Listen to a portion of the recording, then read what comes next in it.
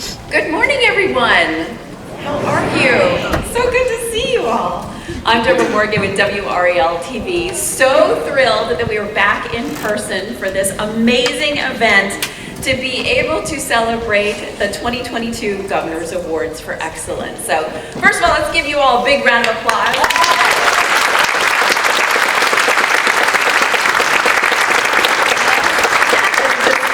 So exciting to see people's faces again, isn't it? It's just wonderful. This year we are honoring a record-breaking 184 employees for the state, 13 individuals, a team of 7 colleagues, and a team of 164 collaborators. That's you all. So another round of applause.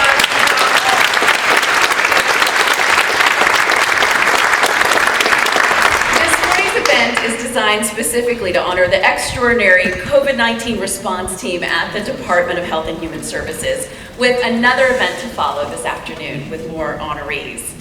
As a member of the Triangle News Media, I know I lived that time with all of you, March 2020 and then the following 2 years where we relied on the amazing expertise of DHHS to lead us through that very trying time. And they were always there for us to be able to rely on, to be able to then give accurate information out to our community. So what a response that we all had, what a relationship that we all had to be able to serve everybody in our community. You know, it seemed like the guidelines were changing every week. We were learning about variants. We were learning about what the heck is this virus in the first place. I remember us calling it coronavirus all at the beginning, and then we're like, should we call it COVID-19? Because that's what everybody else is calling it. So, I mean, even what to call it, it was such a challenge right at the beginning. There's little doubt in my mind that the vast scope of the behind-the-scenes work represented by subject matter experts to explain all those evolving conditions to our audience and to all North Carolinians saved lives and definitely minimized the spread of this dangerous disease. Also, you know, we all wanted to keep our families safe, our co-workers safe, everyone that we touched safe in our community. So it certainly meant a lot that we could go to the DHH website anytime or call the helpline for accurate information, just as a person, not even in the news media. Today we will learn more about the contributions of all of our 2022 honorees and how their selfless actions have benefited the people of our great state.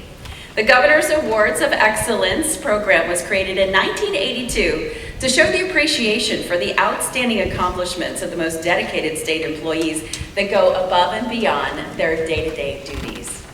State employees are nominated for the award by their supervisors and their co-workers, and this year, a total of 382 nominations were submitted from agencies and universities across our state. That's pretty remarkable.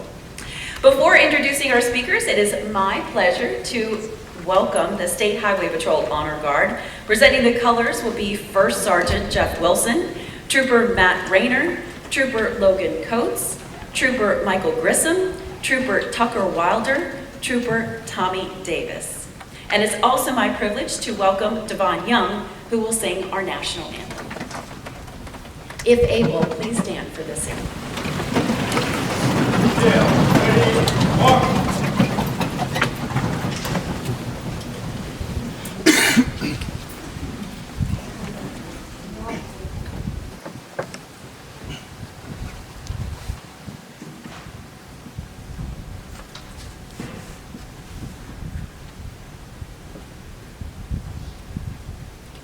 Detail, halt, ready, base, present, arms. Oh, say, can you see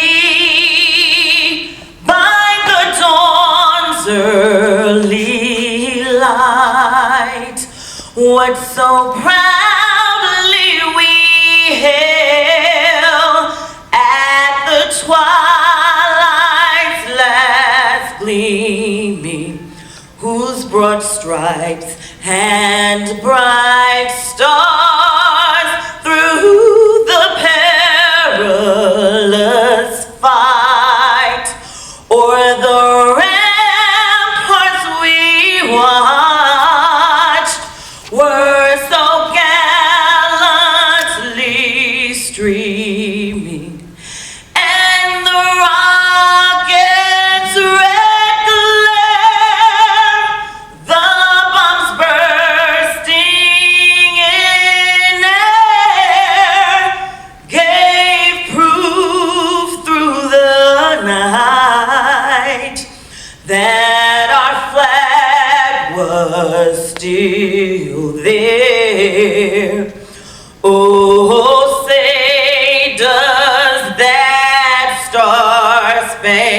spangled banner yet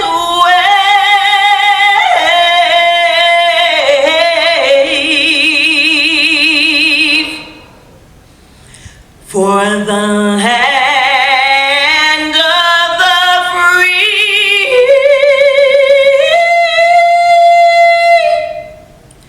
and the home of the brave.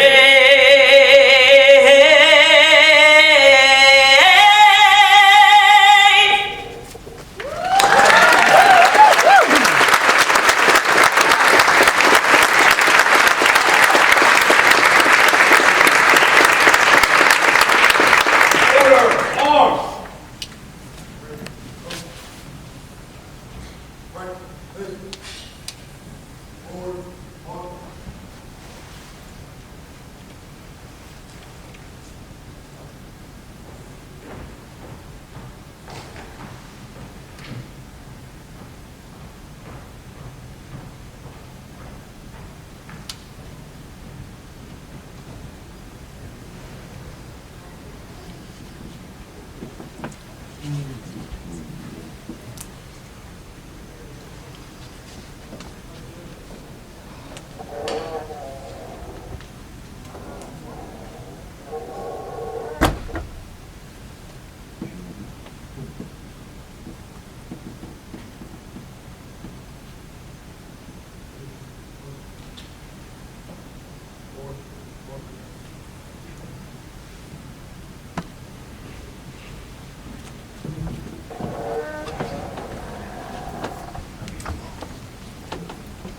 Right, face. Ready, walk.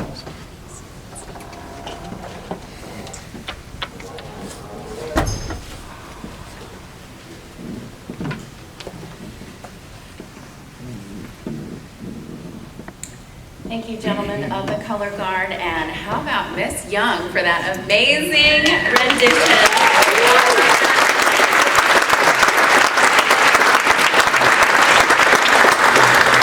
I got goosebumps on top of goosebumps.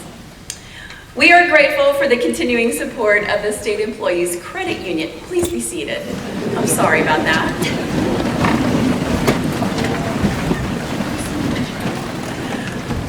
We are grateful for the continuing support of the State Employees Credit Union Foundation, which generously provides grant funding to make this program possible. It is my pleasure to introduce Bob Brinson, Chairman of the Board of the State Employees Credit Union Foundation. Chairman Brinson and the SECU Foundation strongly believe in the merits of state government service and its mission to improve the lives of all North Carolinians.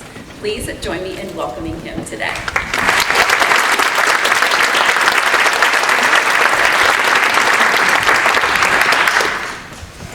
Good morning. I am Bob Brinson, Chair of the SECU Foundation Board of Directors. I'm delighted to join you today to congratulate an outstanding group of state employees, the members of North Carolina's COVID-19 response team, who are being honored with the Governor's Award for Excellence and for their extraordinary service and accomplishments.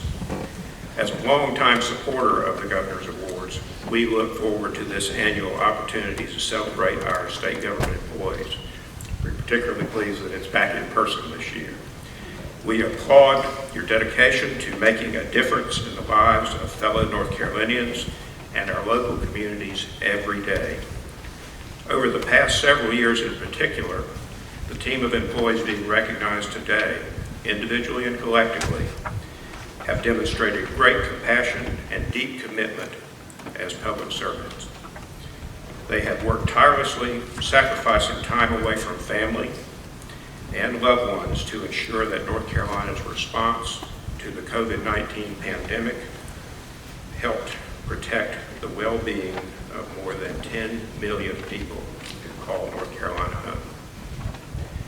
These individuals, their leadership and extraordinary service truly reflect the cooperative spirit of helping others, and we are honored to share in today's event to celebrate their contributions. To each of you being recognized, please know that we are grateful for you. what you do. Sharing the support of 2.6 million members who fund the SECU Foundation, we offer our sincerest, heartfelt congratulations.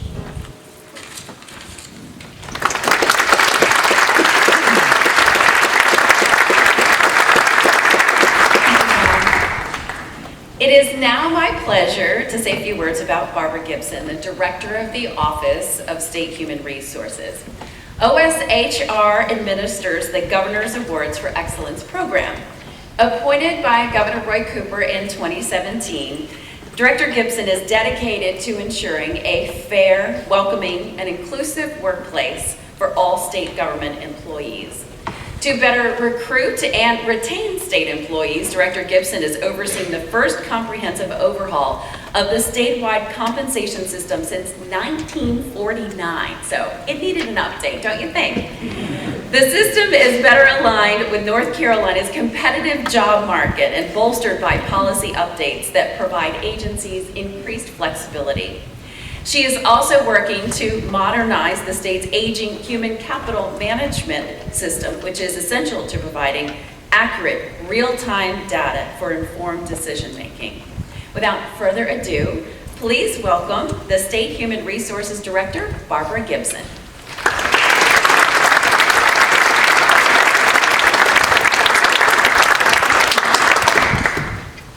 Good morning, everybody. Thank you, Deborah. Sincere thanks to Bob Brinson and the State Employees Credit Union Foundation for their unwavering support of this event, which we are all very happy to have in person, as Deborah said as well. The wonderful partnership that we have with them makes it possible each year for us to honor our remarkable employees and all of these achievements. I look out to see so many smiling faces, and I must tell you what a joy it is to be able to celebrate this with you and all of your well-wishers. We're very grateful to Meredith College for this wonderful space and providing staff, which made it run so smooth and professionally, and it was just perfect. Thank you. I also want to thank my team, the Office of State Human Resources, and additional volunteers that collaborated very closely to make this very special day possible. OSHR administers the Governor's Awards for Excellence program, and I'm pleased to tell you that the committee tasked with reviewing this year's 382 nominations was really blown away by the contributions of this 164-member DHHS COVID-19 response team. Your work exemplifies the very definition of the category of outstanding government service. It states, exhibited unselfish devotion to duty far and above the normal requirements and contributed significantly to the advancement of state service to the citizens of North Carolina. That devotion to duty was so widespread that your recognition set a new team award record and led to this first ever separate event to recognize these amazing achievements.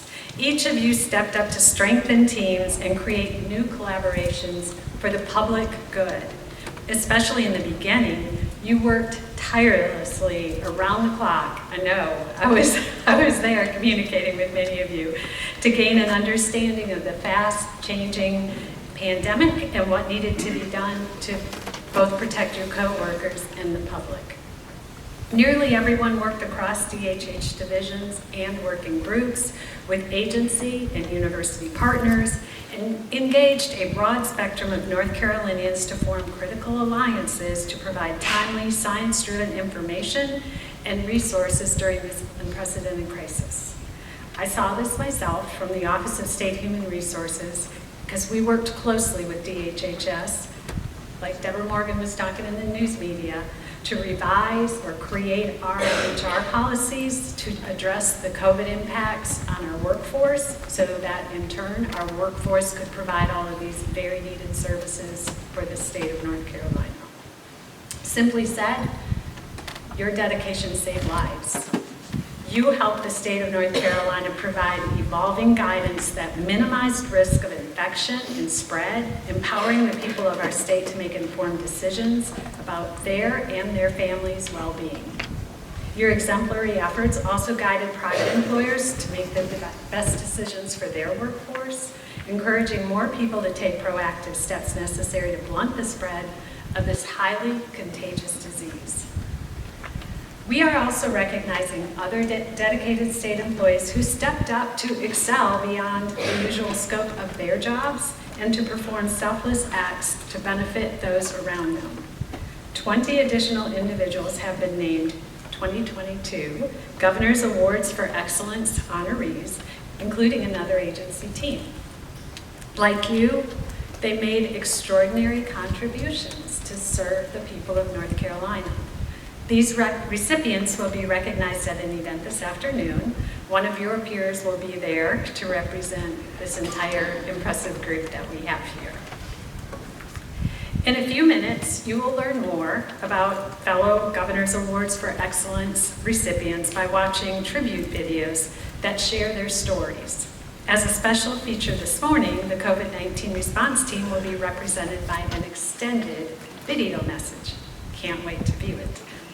While recognized for a wide scope of actions, you'll see that honoree experiences all reflect and support Governor Cooper's promise to help all North Carolinians become better educated, healthier, and more prosperous so that they can live more abundant, purposeful lives.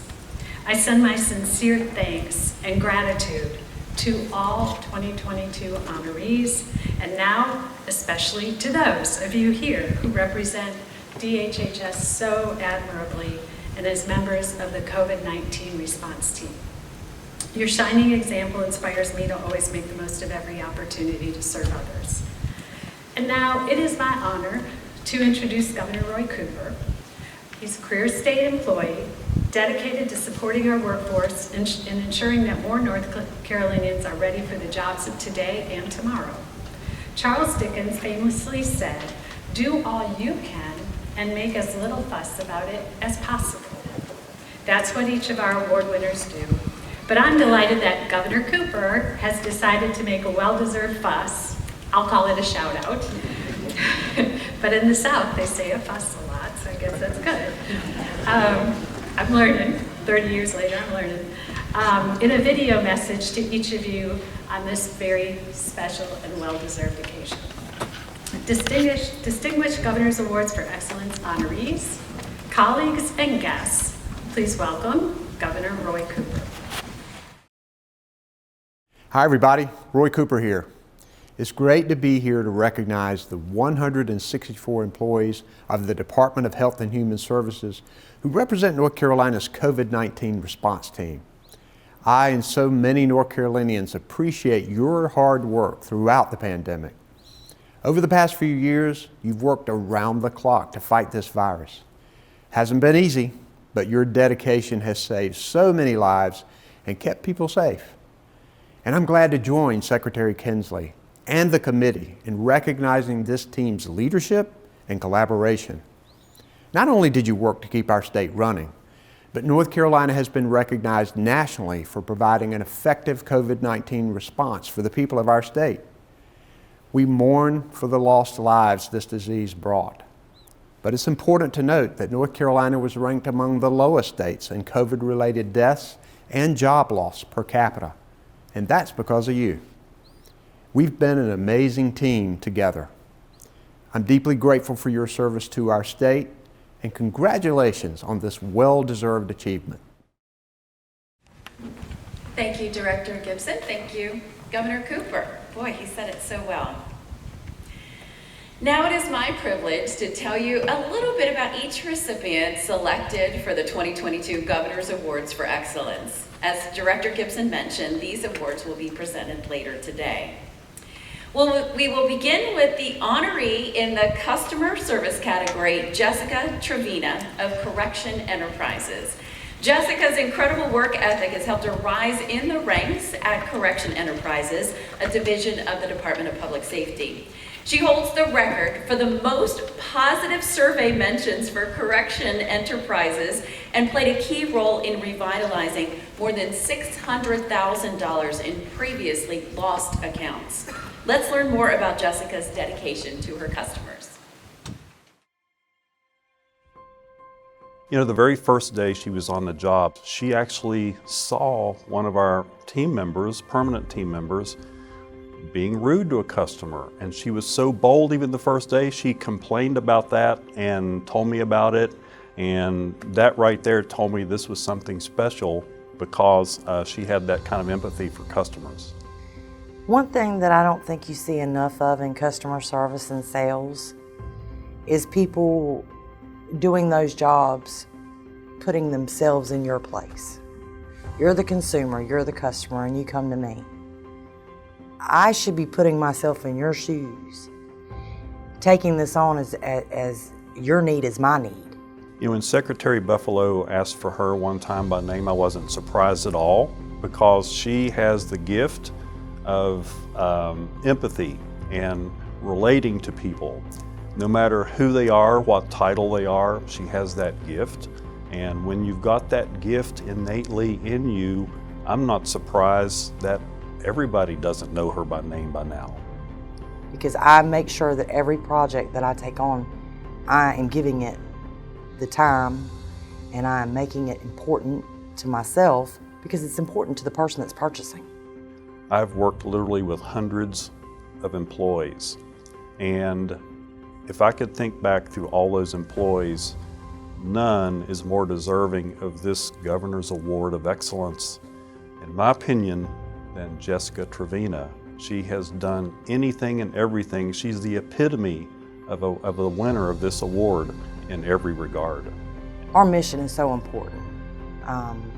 And I want men and women across North Carolina that are incarcerated to understand that where they're at is not the end. You know, that does not have to be the be-all, see-all, is-all. And there is value. Every person has value, whether they see it or not, or whether they're living up to it or not. So that is what I do in my daily life as well. I just try to live up to my value and my worth and be the best person that I can be. And that transfers over to everything you do, including your job.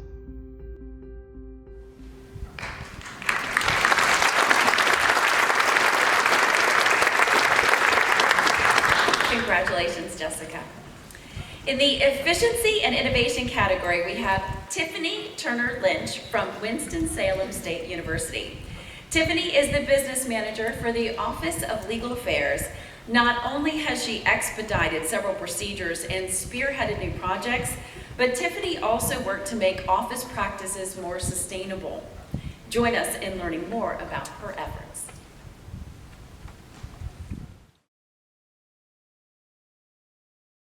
Started at Winston-Salem State as a student back in 2013. So to see this evolution of becoming a student, then just becoming an admin to being the legal audit risk and compliance coordinator, the journey has been incredible. So I appreciate that just within itself. But working with the team that I work with, you can't beat it. It's the best thing. When you talk about the day-to-day operations of the office, she has implemented these amazing ways, all of these amazing ideas to try to manage and put a lot of these smaller, lower level duties on autopilot, if you will, various checks, balances, assurances, so that we can all focus on higher level ideas, higher level duties, strategies, and she's allowed us to move the office and therefore the university in ways that are unimaginable. I love to see that everybody is taking this compliance and ethics role very seriously, especially in the world that we're in right now. We want to make sure that everybody is on top of their game as best as they can be. We know that sometimes things happen, but you have to know how to respond when those things happen as well. I've worked with Ms. Turner Lynch for approximately 10 years. And over that time, I've gotten to realize quite a few things about her, got the chance to learn quite a few things about her. When you talk about her leadership, things that she brings to the table, she's very creative, she's very innovative, which is why I nominated her for that award.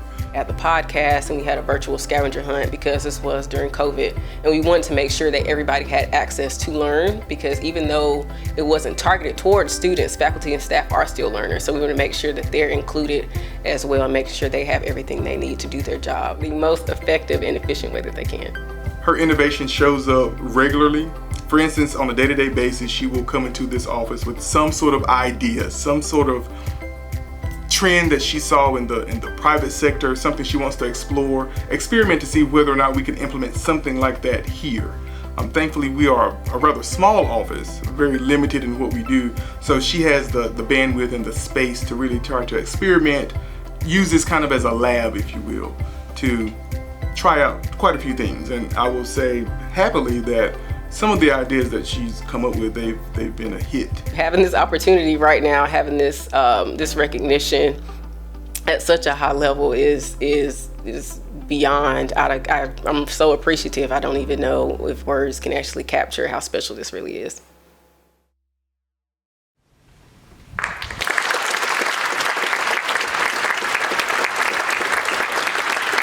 Congratulations, Tiffany. Also in the efficiency and innovation category is Travis Woods of the University of North Carolina, Wilmington.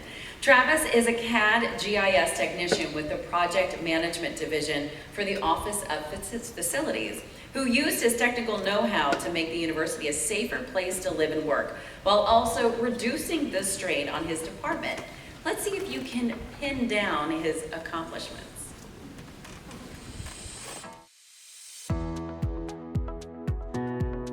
Previously, we get together as a group and we walk around the whole campus in 2 nights. And we're looking for trip hazards, lights out, overgrowth on bushes. And in previous years, that's all manually recorded, piece of paper and a pen, and then somebody's got to put it into an Excel spreadsheet. It's a lot of work. What I figured out we could do is go out with GPS-enabled maps, create waypoints to mark the exact locations of issues, attach a photograph so they could easily be found later. I used software that's readily available from a company called Esri and then kind of tweaked it to the purposes that we needed. I figured if they could collect coordinate data on where safety issues are, it would be much easier for a contractor to go out and find that exact spot and find that exact issue and take care of it. You can take your phone or an iPad. It's real time. When you get back to the office and everything that was captured that night is already there. So it's really incredible how much time it saves. I'm pleased with how it's been received, especially for safety issues. It's been overwhelmingly positive, especially from the person at the end of the process that used to have to take the handwritten descriptions, interpret them. Now the issues are chosen from a drop-down menu, so there's no confusion about what exactly the issue is. Because there's a GPS coordinate, there's no confusion about exactly where it is. Because there's a photo, it's very easy to find exactly what the issue is. We have resources available, but there's always a budget, so the more efficient we can be, the more we can get done. And I think that's where this particular program really shines. It is such a time saver. We have this technology available. It's just a matter of developing it, and people like Travis make that happen. It's so easy to get stuck in the way that we've always done something, but as new technology emerges and new workflows are available, to be able to incorporate those into the way that you are doing things, it's important for any organization. Travis is a rock star in our group. It's a great group of people, especially in project management where I am. Everybody knows exactly what they need to do, everybody helps out everybody else. It's a great place to work.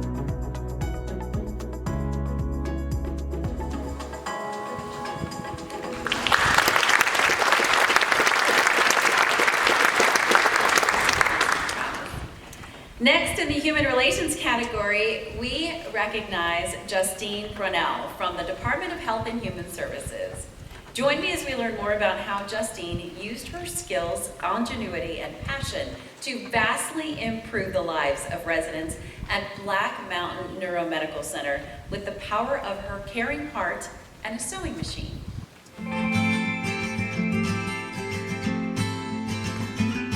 Well, I guess I joined a club in 5th grade. It was called the Crochet Club. And then I made these crocheted squares and I wanted to sew them into pillows. And so I asked my dad for a sewing machine and he got me one. And I just kind of started sewing. And then, well, here I am so many years later, just still sewing.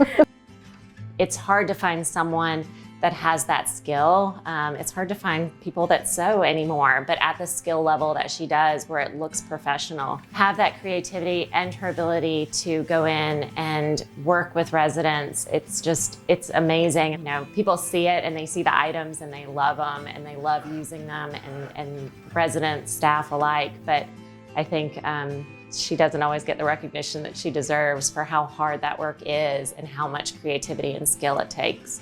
I am so thankful to be able to work with Justine pretty much on a weekly basis. There's something that comes up where it just needs to happen right away. So I give Justine a call and she's always quick to jump in and help collaborate. You have to be able to customize things. You have to be able to make it person-centered. She looks ahead to what that resident would like and what would be comfortable for them to wear, and what's still going to maintain dignity even if that person is declining. So we have the lap buddies or busy blankets. There's a lot of different names for them. A lot of the adaptive clothing is more protective clothing for residents. And then we also have a lot of padding. I sew a lot of padding into pants and stuff. If residents might want to spend time on the floor, they can do that safely. And then we also have adaptive clothing that is just kind of modified so it's easier to get on, maybe snaps up the back and stuff like that. It's just a game changer. It's so helpful to be able to look at each resident individually and come up with what will work for them. Being able to somehow take the ideas or what we need as the outcome and put it into a product is just amazing to watch. It's so key here. It's very nice to do meaningful work that has an impact on other people's lives. So it is really nice to know that it can have a positive impact on another person, for sure.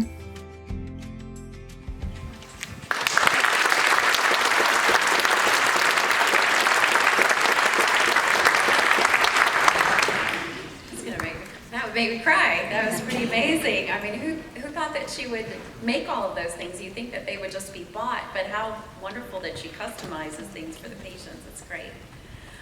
Okay, now to Outstanding Government Service. First up in the category of Outstanding Government Service is a group of 7 colleagues in the Department of Agriculture and Consumer Services.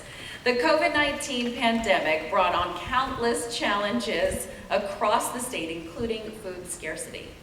These 7 individuals make up the Increasing Meat Production and Capacity Grant Program known as IMPEC that helped to remedy this issue. So join me as we see how they were able to accomplish this daunting and important task.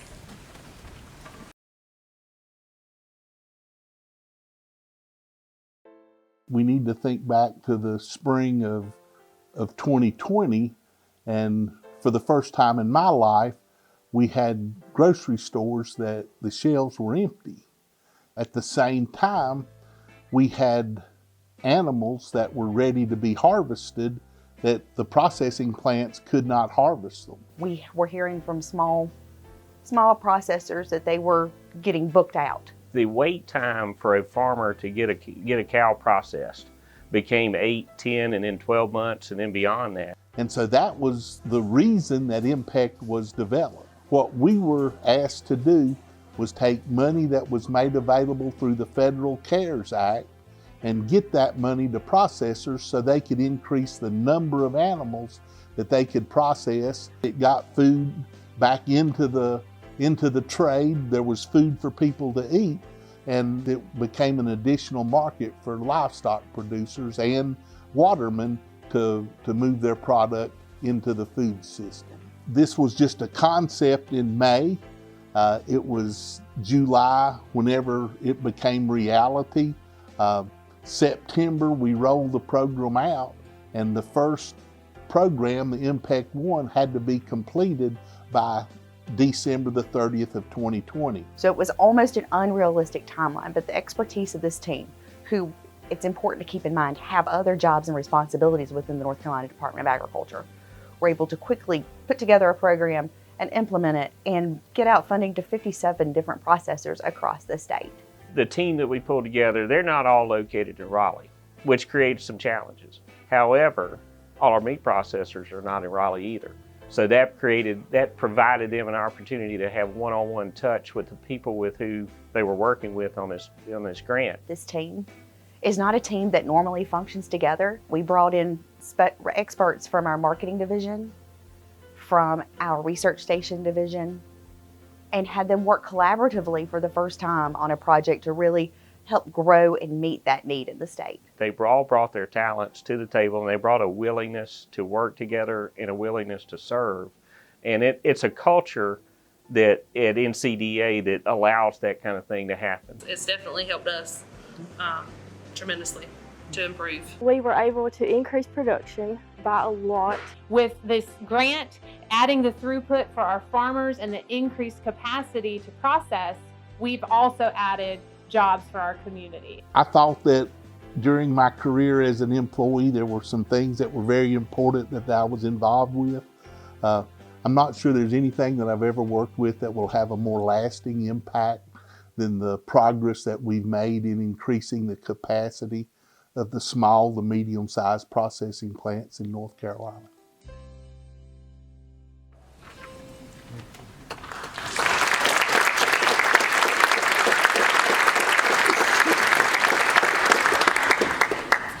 Okay, this is the moment that we've all been waiting for.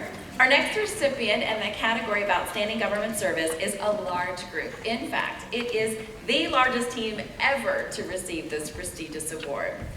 The members of the COVID-19 response team at the Department of Health and Human Services lived their mission to keep all North Carolinians protected and informed during the COVID-19 pandemic.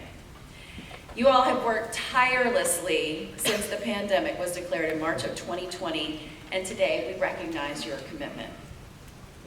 Members have a variety of roles, from the executives that led the charge to the frontline workers who put their own health at risk while caring for others. So please join me in watching this extended video of your contributions.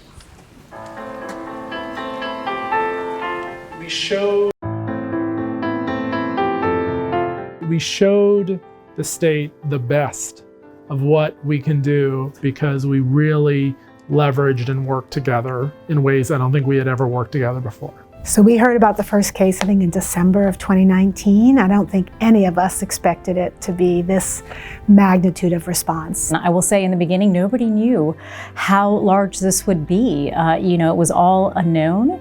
And while we've always thought about emergency preparedness and pandemic planning, there was really no way to fathom the intensity, the magnanimous nature of what was to come. And so it really became a all hands on deck response.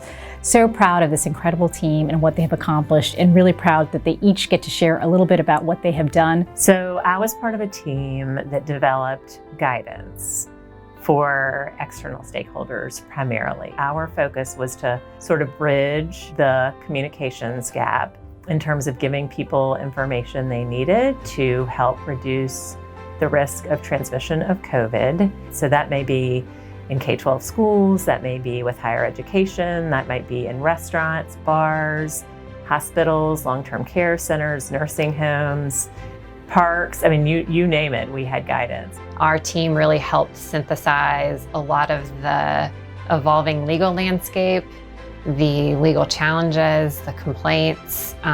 So we kind of sat as a middle ground between the legal and regulatory framework that was changing and having to advise our guidance teams and our public health teams on how to implement and how to avoid risks and manage compliance with those things to ultimately help protect the health of North Carolina.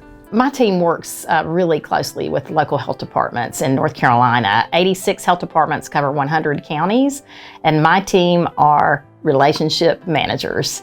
And so during the pandemic, we were amped up from a team of one, me, to a team of 3 or 4, and we spent just a ton of time working with local health directors and their teams to assure that we could get alignment across state and local public health. Our media inquiries quadrupled overnight when we first started getting inquiries about COVID-19.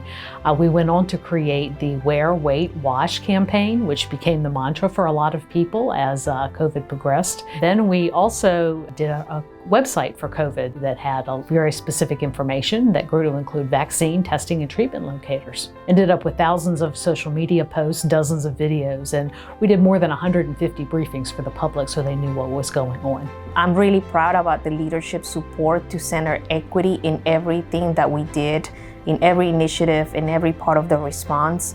And I'm really proud as well about the efforts from the communications department to make sure that our messaging was out there, reaching every corner of the state to our Spanish-speaking population. We knew that the Latino community was disproportionately impacted by COVID. It was really important for us to come together to respond to the needs of the community, and especially to address the inequities that we were seeing in the data in terms of vaccination and cases. We needed to create dashboards for the public. And so first it was just figuring out what did we need to report on. So there was the hospital data and the beds free and all of that. There were the cases, there was how much testing we were doing.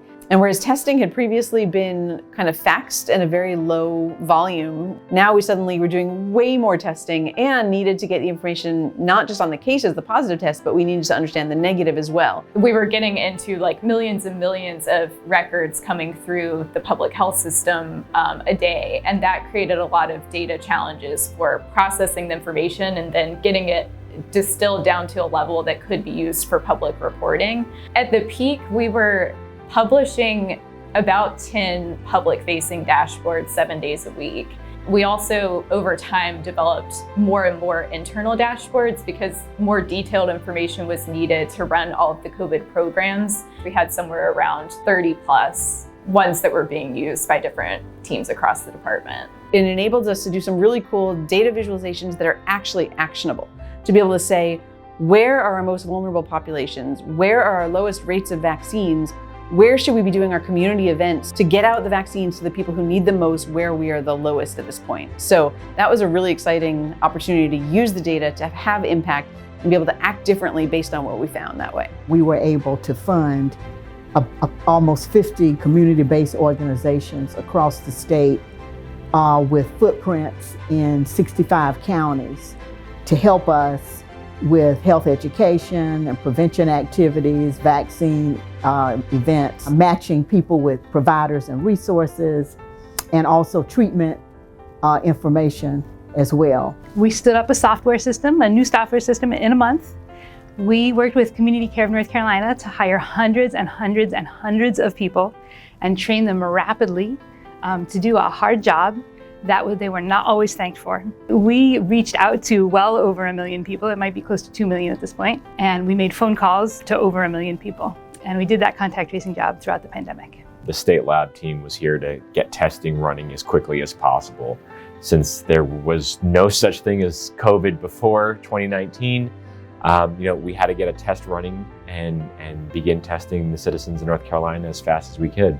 And so the team worked tirelessly and selflessly to make sure that that happened. Our response became much more sort of fleshed out and nuanced as we went along, and what were initially just sort of hallway discussions became teams. And we brought people in specifically to focus on all these different areas that were so labor intensive and so important to the response. Our team at the North Carolina Healthcare Warehouse for COVID-19 response provided personal protective equipment for over 31,000 requests, totaling more than 143 million pieces of personal protective equipment.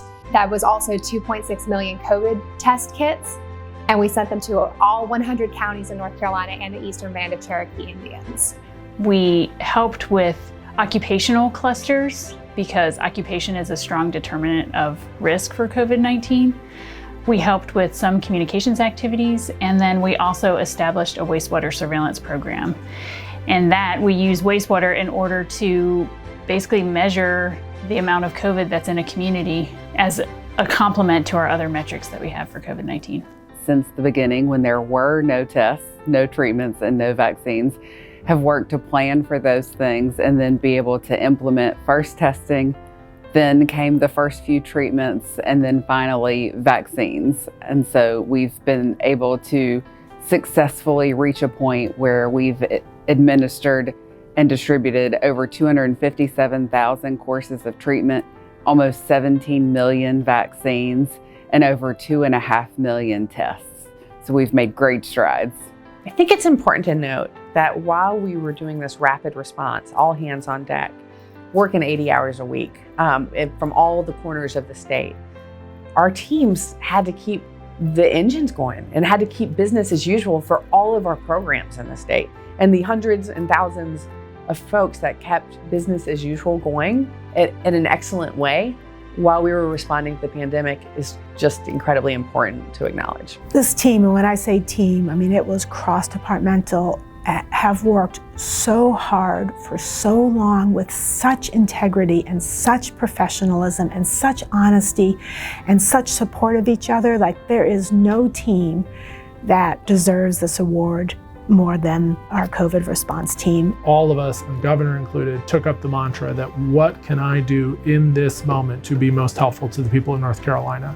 And it was that sense of selflessness that made such phenomenal and lasting impact and saved lives here in North Carolina.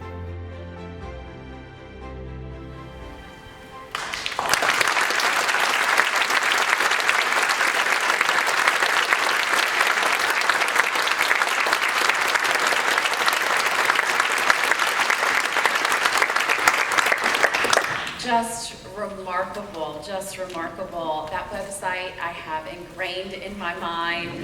And like she said too, they had other work to keep you all had work to keep doing too beyond COVID, and answering our questions every 5 minutes about, okay, now what about the flu? And oh my gosh, y'all are really to be commended. Thank you so much for your commitment to the people of North Carolina too. I really do believe it did save lives, as Secretary Kinsley said. At this time, I would like to invite Secretary Cody Kinsley of the Department of Health and Human Services to step forward along with Director Gibson.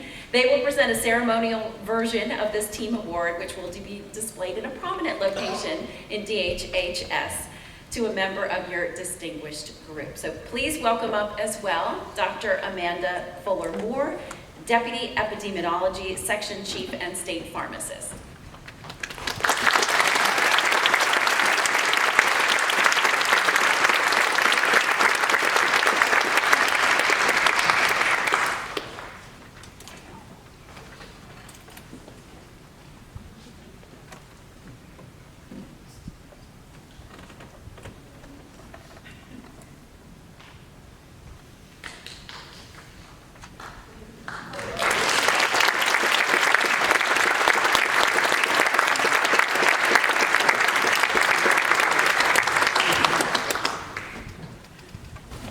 Isn't it fun to be in a place that y'all shut down once?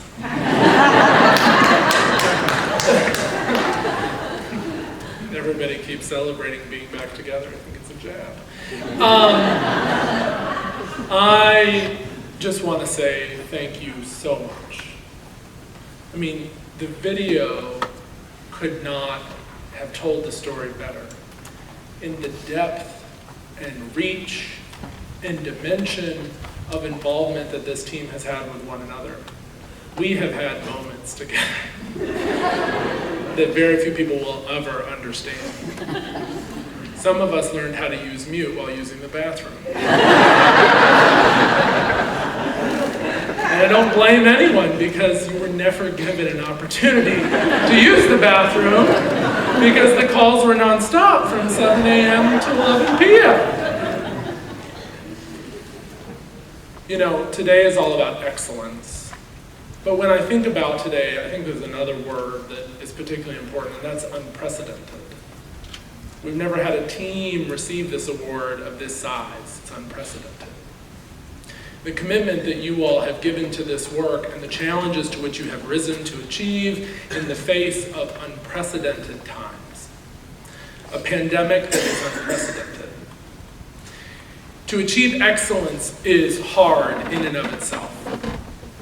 But to strive for excellence in the face of unknowing and unprecedented times is truly amazing.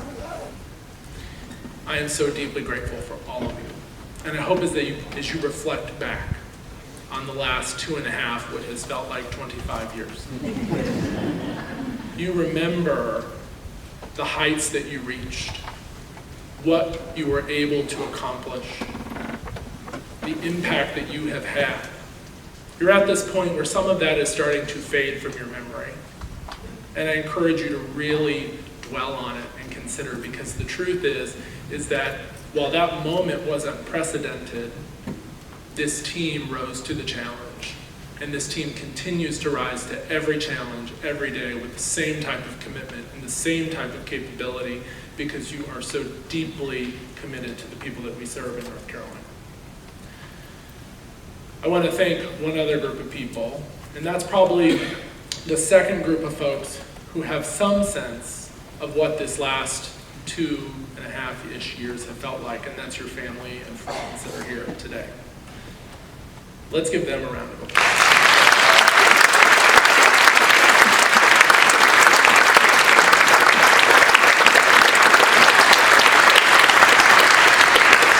As much as many of you learned how to do many things that you didn't think you would have to do in their COVID response, many of your family members learned how to cook and learned how to do a lot of other things that they never thought they would do as you all balance at-home responsibilities. And sometimes they were just the shoulder to cry on or the person to hold and hold you back in a time of just such horrible stress.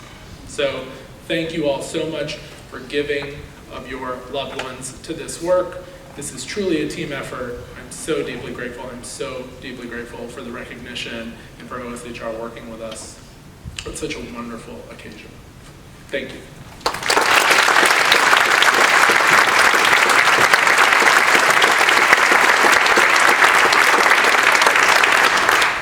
Thank you, Secretary Kinsley, and congratulations again to all of you on the COVID-19 response team. Just amazing work. Our next recipient in the category of Outstanding Government Service is Daniel Tenney, of the Department of Natural and Cultural Resources. As you're going to see in this next video, Daniel consistently goes above and beyond to ensure safety of the wildlife, ecosystems, and visitors in his role of park ranger at Crowder's Mountain State Park in Kings Mountain. So let's learn a little bit more about Daniel.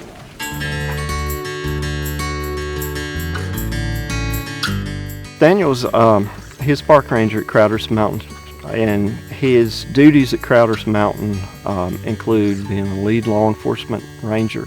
He has all the other duties as a park ranger. He is a emergency medical responder. He supervises 2 other rangers. He does a little bit of everything else.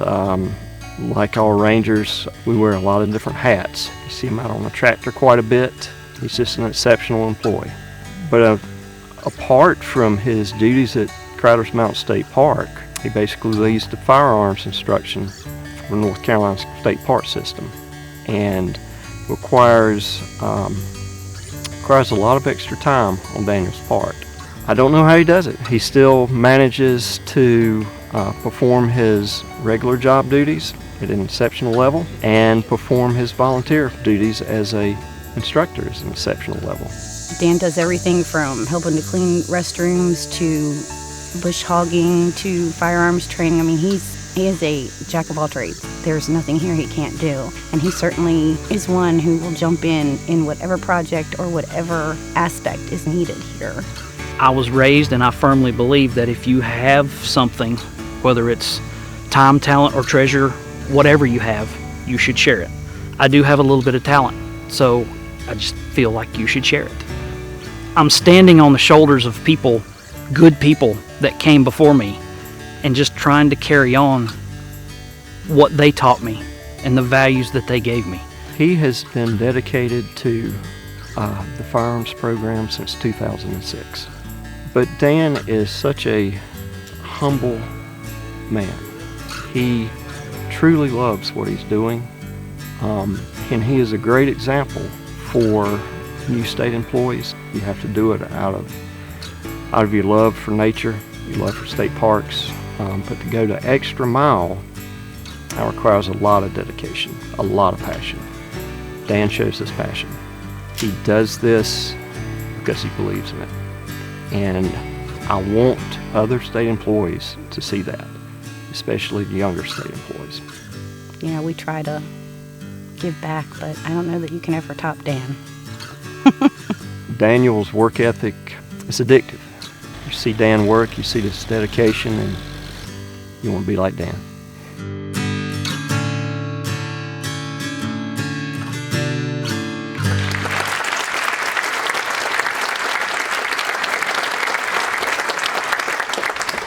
I told Director Gibson, you know, we have to try to find the blessings in COVID, right? Well, one of my blessings that I found in COVID was being able to really discover our state parks. They are wonderful.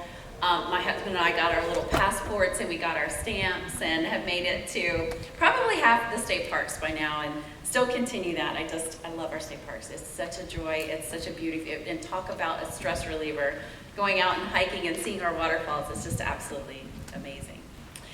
Continuing now, our category of outstanding government service, we have the Department of Transportation's first and only full-time unmanned aircraft systems operator, Thomas Walls. Thomas has spearheaded North Carolina's use of drones across the state and is a trusted advisor to governments and private companies of all sizes. His work has gained national attention for the state on multiple occasions. Join us in learning more about the innovations he has brought to DOT.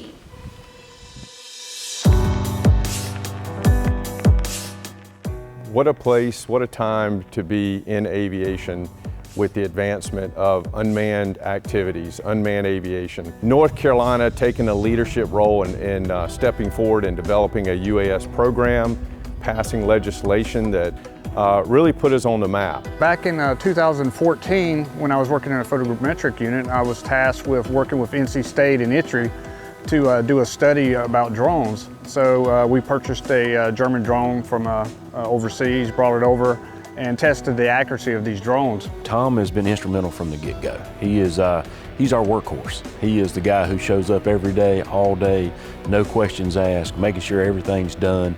So Tom has really been our operations person, really focusing in on integrating drones into the Department of Transportation in all kinds of innovative ways. I was just driving down the road one day and saw the IMAP truck on the side of the road, and there was a big accident, and highway patrol, everybody was there. And just a light bulb went off, and I said, why can't we just put a tethered drone on the IMAP truck and these guys can live stream this back to emergency management? I did a little research. I found this photokite system. We contacted IMAP people. We brought them out. Was able to train them in less than a week. Tom was instrumental in running the operations of the first in the nation waiver to do beyond visual line of sight for bridge inspections. It took us almost a year to be able to obtain this system and this waiver. And after we received it, we were able to work with our bridge inspectors and show them how to operate these drones. We flew the Skydio drone up under there with its obstacle avoidance right off a boat. And we did 12 columns in less than an hour, which would have took 2 or 3 days for our bridge guys to do. So we can do it a lot cheaper, safer, and faster. Really happy to see Tom get this in his career and be recognized this way. We're super excited that he's winning the award, and it means so much to us that they're taking the time to honor him for all of his work and service. I'm really humbled. It's a great honor, but I wouldn't be here if it wasn't for our family at Division Aviation. Great group of people to work with. Plus, just being able to get out and meeting all the people at NCDOT. We got so many different departments. It's an honor to represent the UAS community for NCDOT.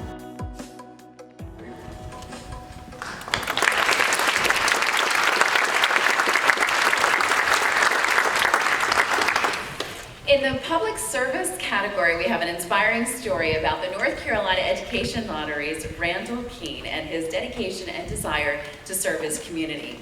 His efforts led to more than $80,000 being raised for ALS research, and his personal connection to the cause has motivated his peers to take action. So let's learn more about Randall and Randall's Ralliers.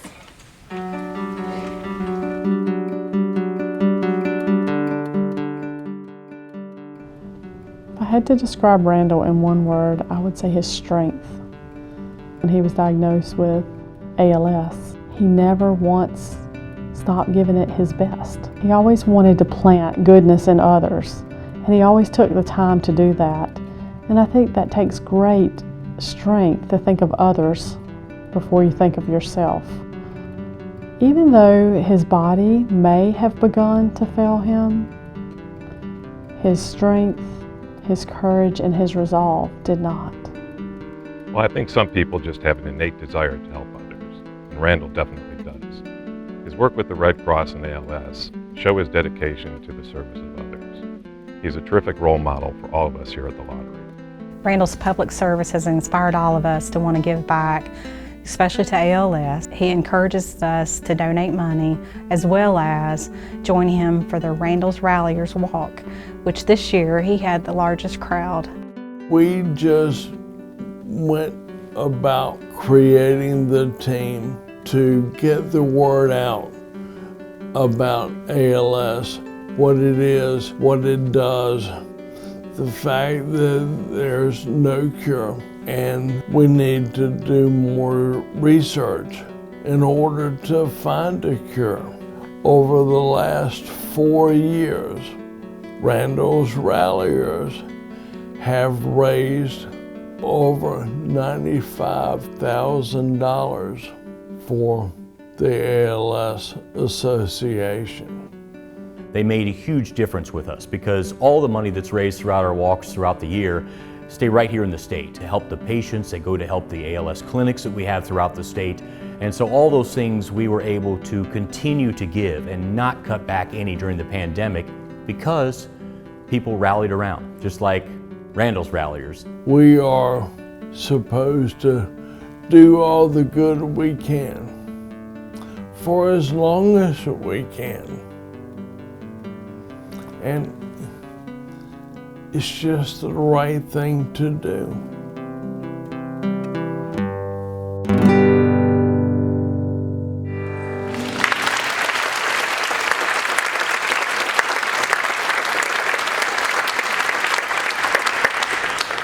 That's just awesome. Congratulations, Randall.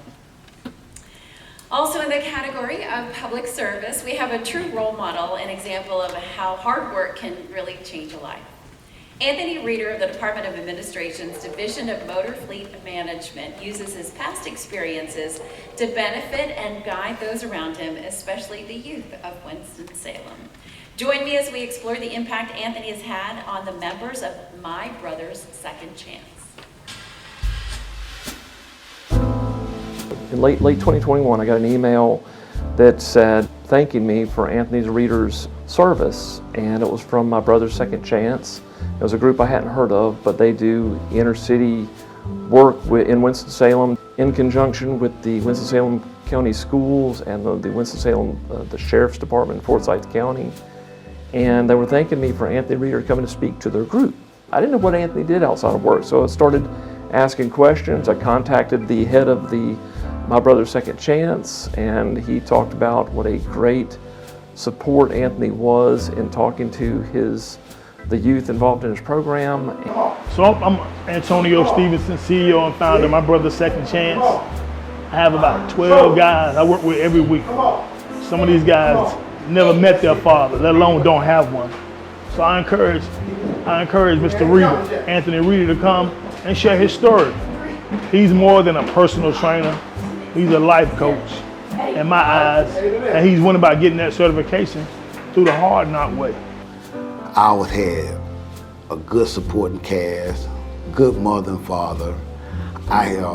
They stood behind me, but when I got to a certain age, I took the wrong path of life, and I can admit to it. And like some people say, you crazy, you did that all that amount of time, and you could have. I like, okay, well maybe it wasn't in God's will. I had to go through. Sometimes you got to go through to see. And then in life, when I look at things, I look at it in a whole different perspective. Everybody needs a mentor. Even grown folk need mentors. We run into that brick wall of life, and we need somebody to tell us how to navigate through it or around it. How some of my trials and tribulations have made him a better person. I mean, this man then went on and did a lot with the kids that he Man, and then when I seen what he was doing, I said, man, I want to do that. So I made a couple phone calls and yeah, so I went to talk to the kids, and you got kids that been through a whole lot. And you know, sometimes you can't help all the kids. And I never forgot this.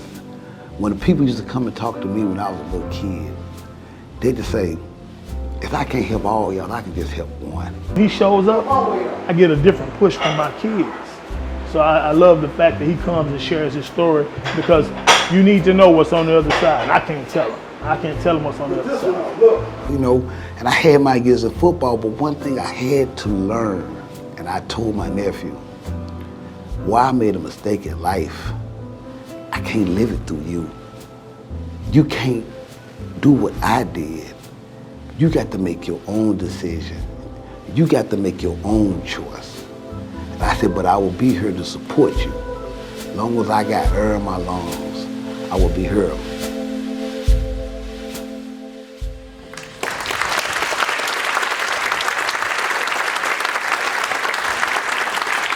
Congratulations, Anthony. Our next honoree in the category of public service is Debbie Riddle of the Department of Public Safety's Communications Office. After a heartbreaking personal experience, Debbie dedicated her life to fighting for those who have experienced stalking. She is highly regarded as a subject matter expert in anti-stalking efforts and has shared her story at conferences across the country. Let's learn more about Debbie and what drives her to be an advocate for those in need. I'm the oldest of four, and Peggy was my second youngest sister. She was everything that was beautiful in this world. She was intelligent, kind, compassionate. After graduating from Kent State with a degree in business, she wanted to go on to medical school. So she left Ohio. She spent some time in Italy, and when she came back, she was in Albuquerque, New Mexico, and taking some classes so she could go on and take the MCATs and hopefully get into med school. And on that campus in Albuquerque, New Mexico is where Peggy met her stalker. So before meeting Debbie, I didn't really know a lot about stalking, and through listening to her and attending some of the events that she's put on for her anti-stalking initiatives, it's been really enlightening to me. I've learned a lot, and to see someone take something that they're passionate about and use it as a force for good, that's a really exciting thing to be a part of. Before losing my sister, I have never ever been involved in advocacy work. I didn't even really know what it was. And until we suffered the loss of Peggy, I found out that somehow, some way I needed to give her and other victims a voice. And that's really how I found my way into advocacy work. Humility is definitely a strength that Debbie has. She's not a type of person who seeks out attention or wants the spotlight, but she was presented with this opportunity to share something that can make a difference in a lot of people's lives, and she has stepped out, maybe even out of her comfort zone, in order to make sure that victims of stalking know what avenues they can take to protect themselves so that something like Debbie experienced never happens to another family again. In the field of stalking, sexual assault, domestic violence, rape, we have come a long way, but we still have so much work to do, and we know that by reading the newspapers every day when we see these women who lose their lives at the hand of their abuser.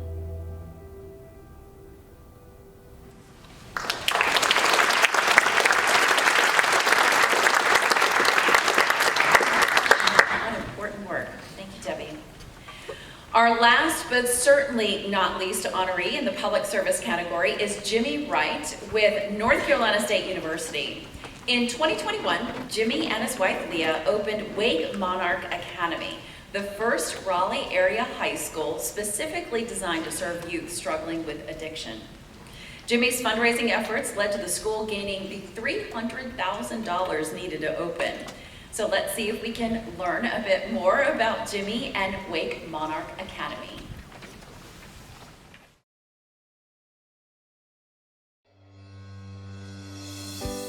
Leah and I had experienced struggles with one of our sons with addiction. It was very difficult and quite hopeless seeming because there were no resources out.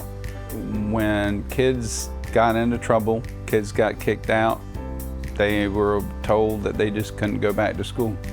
So Wake Monarch Academy is the first recovery high school of the Triangle area. It's for students who are in recovery from substance use and allows them a safe and supportive environment where they can be around other peers their same age, working to continue their high school diploma, but have the recovery support that's integrated throughout the school day.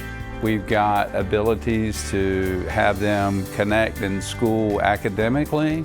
We have ways to help them continue to get support in recovery and be able to network with other peer places that we've never ever had, and we're only just scratching the surface of it now. I'm very thankful and wanted people and parents to know that there is a way and there is hope.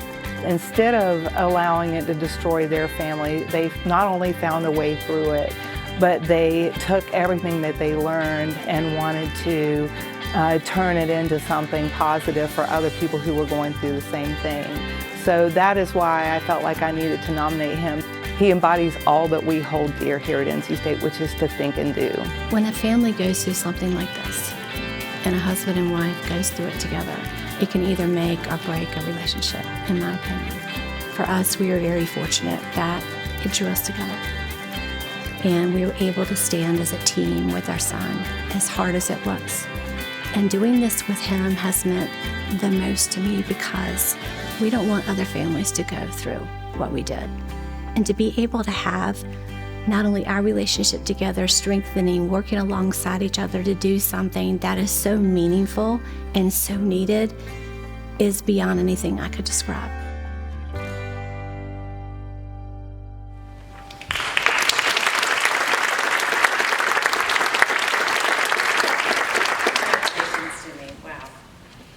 All right, up next we have 3 amazing recipients in the final category, Safety and Heroism. For our first honoree, please welcome Department of Public Safety employee Charlie Carter. A member of the Office of Staff Development and Training, Charlie was on his way back from a day of fishing with his father-in-law when he noticed someone was in dire need of assistance. Without his quick thinking and bravery, the outcome may have been tragic. Join me as we learn more about what happened that day and how Charlie saved a man's life.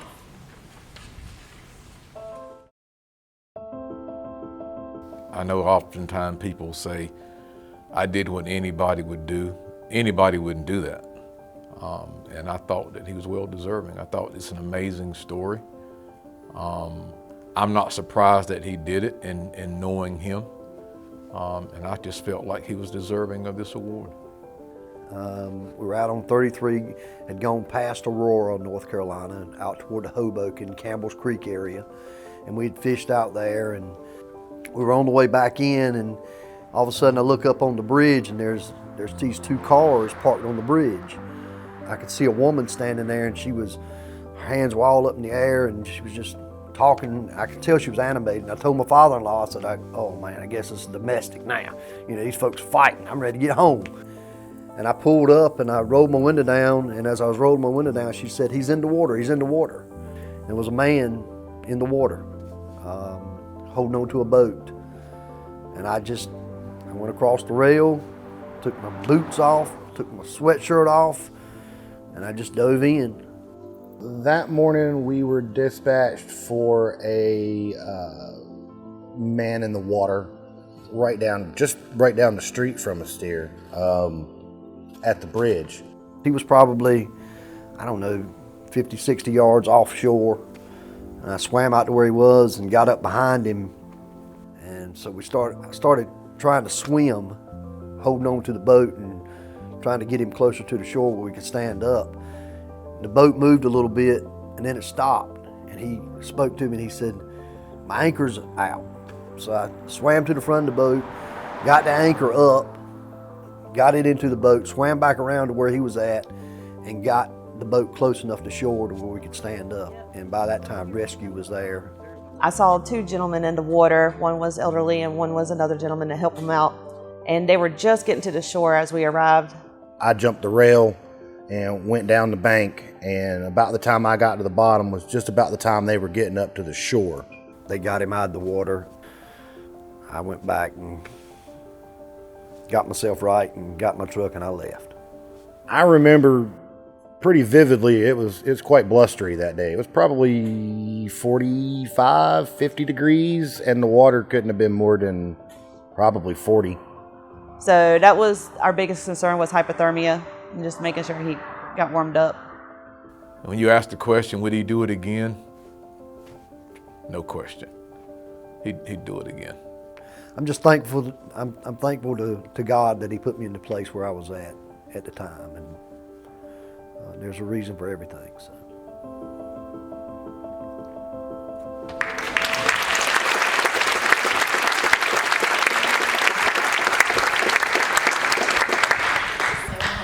Just got in his car and just drove off. That's awesome. He's gonna save a life and just drive away. Our next honoree in this category is Danielle Emery. Danielle is an unauthorized substance tax enforcement agent with the Department of Revenue. And while she was driving home one day after work, she noticed a woman in distress and stopped for help. Danielle never told anyone at her office what had happened. No one knew of her heroism until an email from the victim's uncle appeared in Secretary Penny's inbox. So let's watch and learn what was in that email. Hi, I'm Ron Penny, Secretary of Revenue. Probably over a year ago, I received an email from a taxpayer about a heroic deed of one of my employees. As I read it, I welled up. And today, we get to celebrate with Danielle Emery the winning of the Governor's Award of Excellence. It is an honor for all of us to serve with you, Danielle. And now, I will read an excerpt from that letter. On November 9th, 2021, I can't tell you how thankful I am that your officer was there, because without her quick thinking, my niece would have died. I can tell you now that your officer went above and beyond, because when I was pulling up, she was comforting my brother, who is 78 years old and who didn't understand half of what had happened. She is alive today because of your officer. Today and every day, we are just thankful for my niece being able to live another day. Thankful my brother and his wife and our family are not grieving a loss. God put your officer in the perfect place that day, without a doubt. Danielle is probably one of the most original people that I've ever met. She just is who she is. She's caring and loving and giving, and she's just that way with everybody. Agent Emery, I'm proud to work alongside a person with such integrity and compassion as you. Your actions and the professionalism that you exhibit should be an example for others to follow.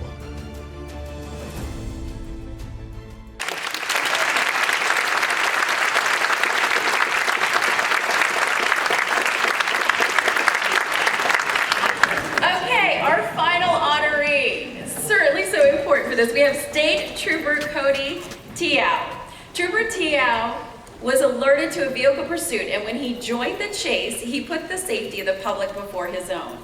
When the suspect vehicle attempted to get away from the officers by entering a highway going the wrong way, Trooper Tiao did everything in his power to stop it. So let's see what exactly happened that night. Well, Cody is one of our new baby troopers, as we like to call him. He's got a really good work ethic. He's always happy to do whatever you ask from him.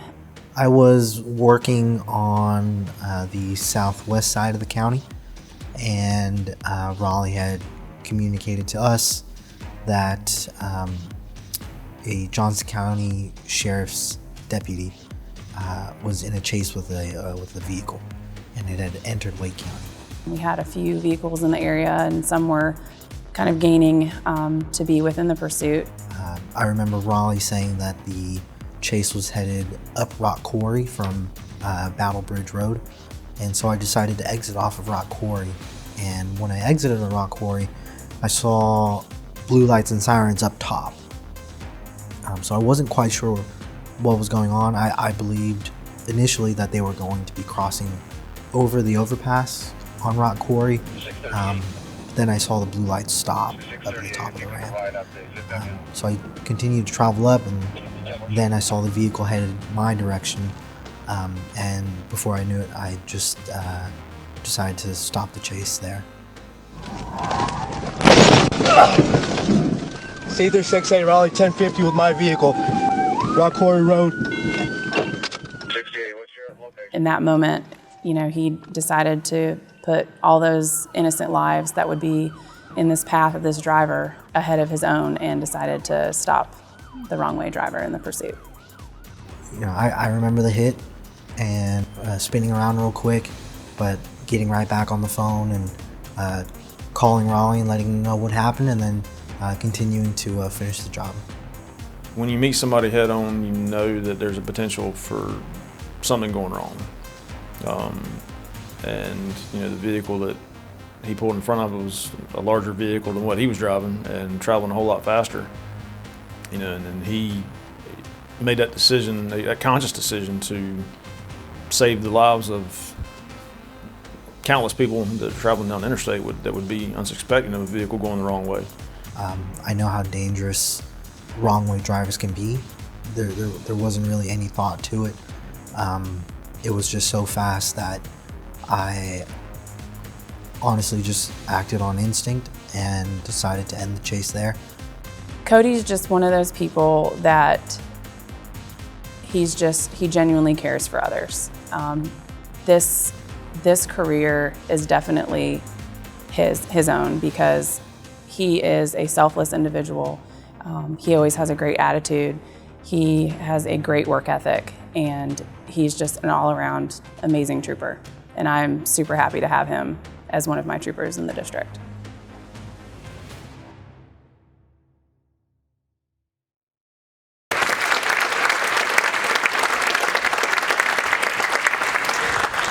So let's give a final warm and welcomes applause to all of our honorees today and how remarkable their careers and your coworkers are.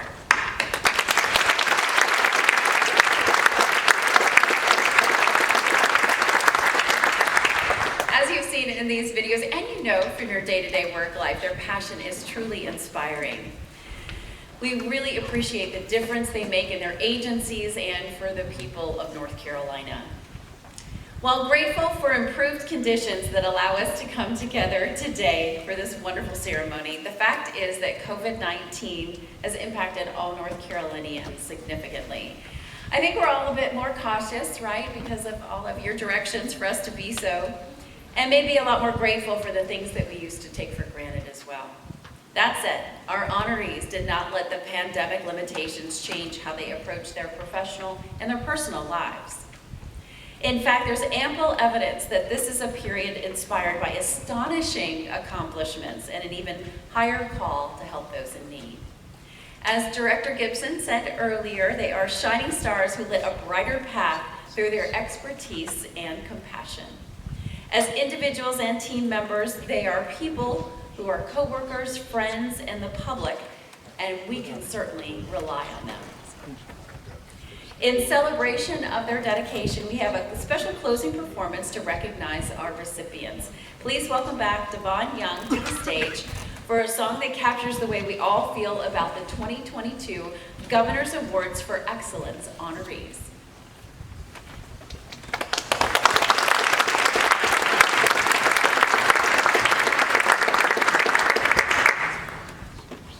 Sometimes in our lives, we all have pain, we all have sorrow, but if we are wise, we know that there's always tomorrow. Lean on me when you're not strong, and I'll be your friend. I'll help you carry on, for it won't be long that I'm gonna need somebody to lean on. Please swallow your pride if I have things that you need to borrow,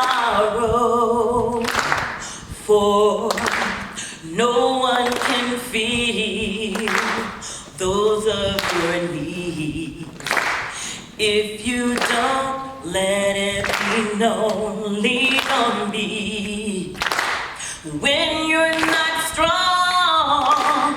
I'll be your friend. I'll help you carry on, for it won't be long that I'm gonna need somebody to lean on. So just call on me, brother, when you need a hand. We all need somebody to lean on. I just might have a problem that you'd understand. We all need somebody to lean on. Lean on me when you're not strong. I'll be your friend. I'll help you carry on, for it won't be long that I'm gonna need somebody to lean on. So just call on me, sister, when you need a hand. We all need somebody to lean on. I just might have a problem that you'd understand. We all need somebody to lean on. If you have a load that you must bear, that you can't carry, I'm right up the road. I'll share your load if you just call me. Come on and call me when you need a friend. Hey, hey, hey, call me when you need a friend. Hey, call me. Come on and call me. Oh, call me. Come on and call me.